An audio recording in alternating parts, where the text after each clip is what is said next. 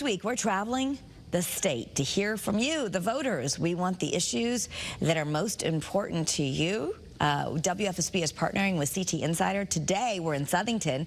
Chief Political Reporter Susan Raff is live at the Wooden Tap in Southington, and she's joined by CT Insider's Dan Haar. Hi, Susan.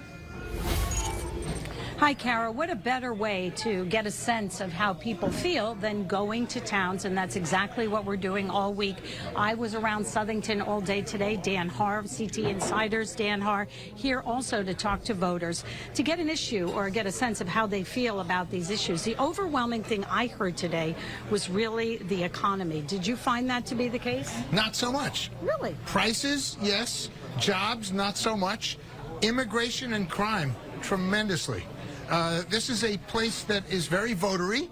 Not a lot of apathy here in this town that I found, which surprised me, which is good.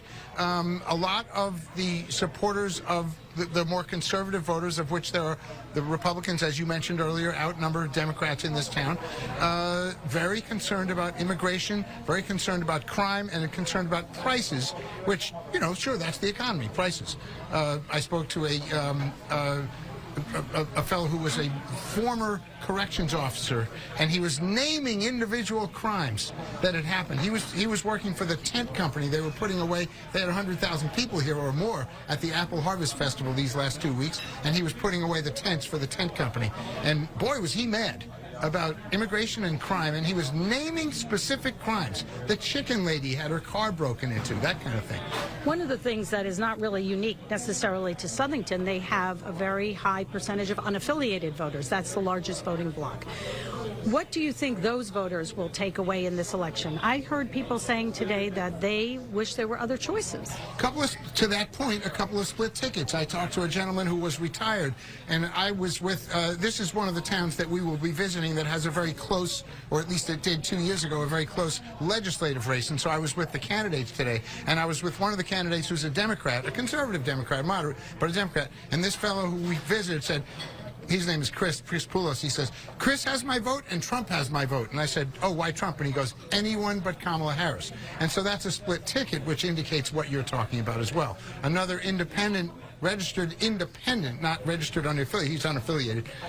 He was really, really concerned with kindness. We have lost civility. And that was his big issue.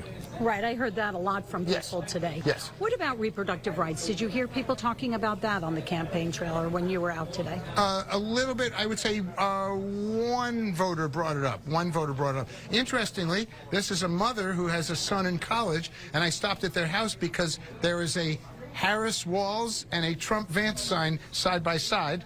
Her son is Trump, she's Harris. And she mentioned reproductive rights. So you were invited to someone's house today. I feel kind of left out. No one invited me. Oh, okay. I knocked on the door. Right? They weren't outside saying, come on in. I knocked on the door.